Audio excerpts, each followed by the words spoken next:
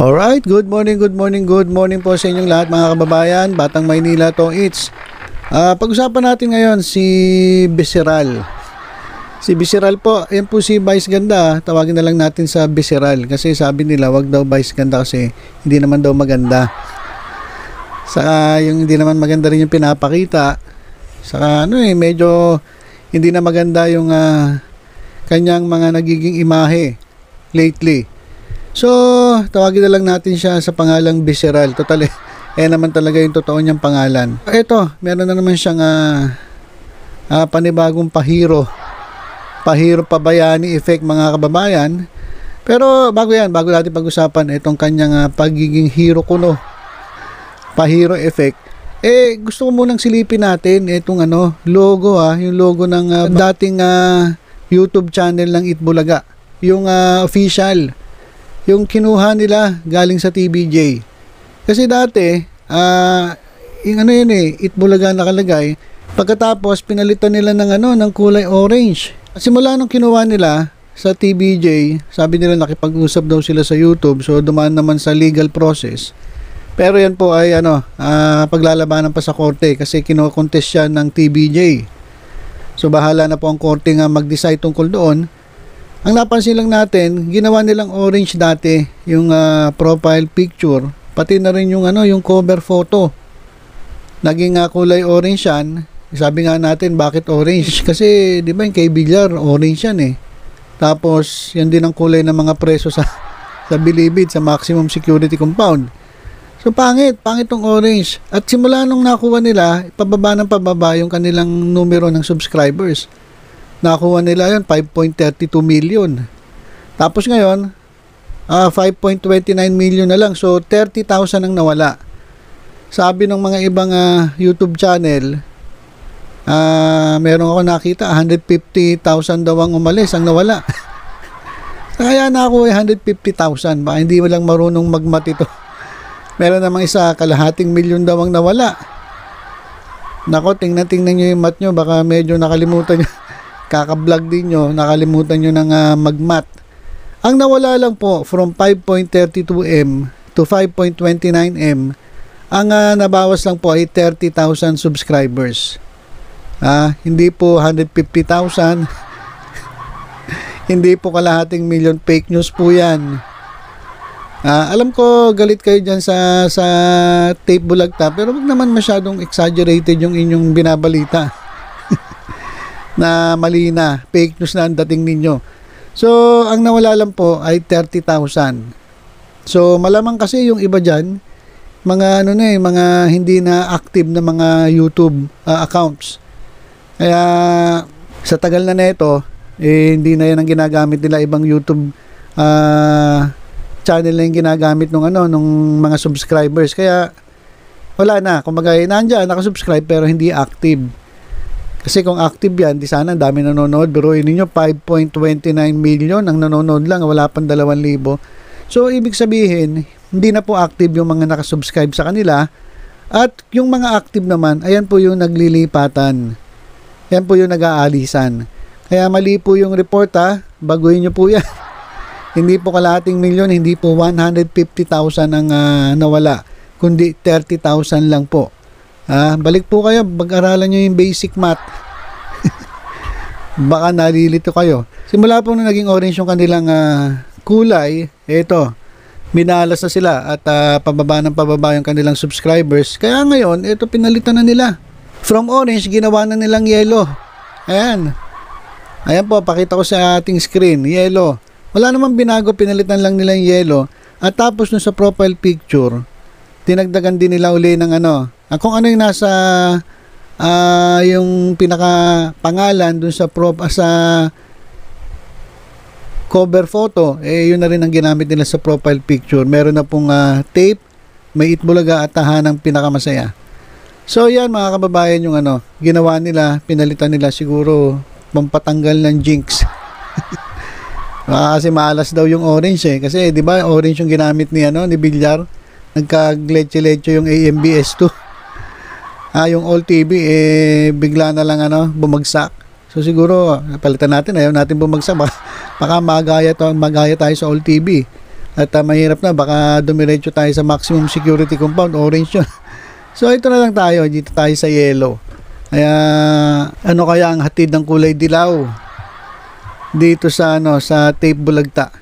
So yan mga kababayan, na in-update ko lang kayo para at least alam ninyo, yellow na po, hindi na po orange siya. Doon po sa gusto pang mag-unsubscribe, yellow na po sila. Yung din po yun, yung orange dati ginawa nilang yellow. Huwag po kayo malilito. Baka binago para medyo matago at para hindi makapag-unsubscribe yung ating mga kababayan. So ito na, balik tayo dito kay Visceral. Kasi may pa-hero effect ito sabi niya na kapag ang Showtime daw ay tuluyang nasuspinde, ay magbibigay daw si Vice o si Visceral ng ayuda sa mga staff. Tutulungan niya raw itong mga staff na maapektuhan ng 12-day suspension sa each Showtime. Ayan naman ay galing din sa ating nanay na si Christy Permin dun sa kanilang show na Showbiz Now na. At itong impormasyon na to ay natanggap mula sa isang kaibigan na bahagi mismo ng It's Showtime. So ang sabi sa isang pag-uusap ay binigyan daw po sila ng assurance. So nangako si Visceral na kung sakali pong magkakatuloy-tuloy itong suspension ng 12 days ng MPRCB, tutulungan niya ang mga staff. Sabi naman ni Nanay Christy baka na-guilty raw etong si Visceral, pati na rin itong kanyang partner na si Ion Perez, dahil sila naman ang dahilan ng suspension Sabi ni Nanay Christy, sa kaloob-looban po ng puso ni Vice Ganda, alam po niya na sila ni Ion ang dahilan kung bakit nagkaroon ng suspension ng kanilang noontime show. Alam niya yung hindi lang niya maamin publicly. Kaya yung production staff, tutulungan niya kasi malaking kawalan yun. Yung 2 linggo na walang trabaho. So yun ang ngayon lumalabas bayani etong si Visceral na kung tutuusin, siya naman talaga ang dapat sisihin kung bakit magkakaroon ng suspension etong It's Showtime.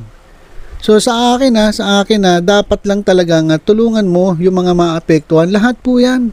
Saka ito nga, kung ayuda lang yan, sa tingin ko kulang pa yan Dapat ibigay niya yung kabuuan ng natatanggap nila sa araw-araw. Yung normal, kung magkano talaga yung natatanggap nila, pati yung mga benefits, pati yung sweldo, pati yung mga allowances, ayun na ibigay niya. Walang sobra, walang kulang. Dapat ganun. Kasi kung tutuusin, hindi naman kasalanan ng mga staff yan Kasalanan niya ni Visceral So yung ayuda, hindi sapat yan. Kunyari, natatanggap nila sa isang araw, 1,500. Tapos ayuda lang ni Vice sa loob ng 12 days, 5,000. Di lugi. Hindi gano'n, dapat kung magkano yung natatanggap nila araw-araw, ayun ang ibigay ni Vice Ganda o ni Visceral. Yun ang dapat, hindi yung bibigay ka ng ayuda, kulang pa. Na kung tutuusin, hindi dapat ito nangyari sa mga staff, kundi dahil sa katulonggisan na itong dalawang lalambing-lambinga dyan sa loob ng It's Showtime. Na kung tutusin, dapat yung ginagawa nila mga lampungan doon ginagawa sa private sa kanilang bahay. Di ba kayo nagsawa?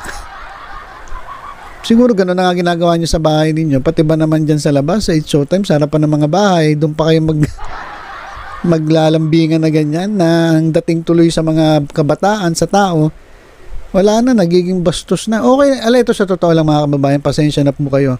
Yung iba po kasi, ang tingin po nila kasi, parang hindi maganda kasi, lalaki sa lalaki.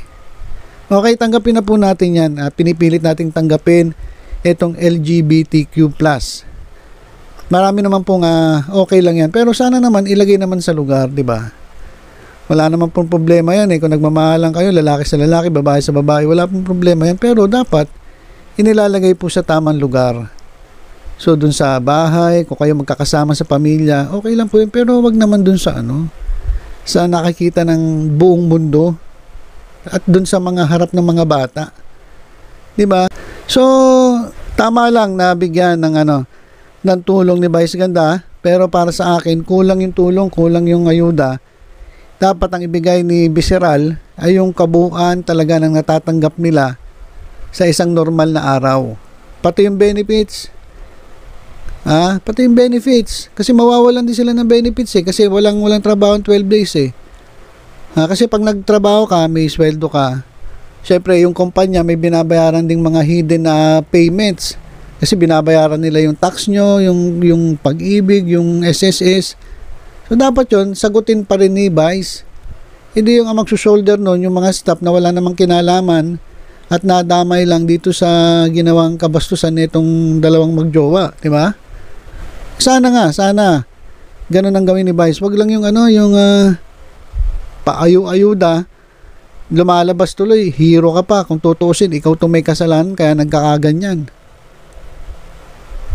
Saka sa tingin ko lang hindi mo nga iniisip yung mga taong yan Kasi sa totoo lang, ito real talk kung iniisip niya, yung kumbaga, hindi lang sarili niya iniisip niya, kung iniisip niya yung staff na mawawalan ng trabaho sa loob ng 12 araw, dapat nagpakumbaba na siya.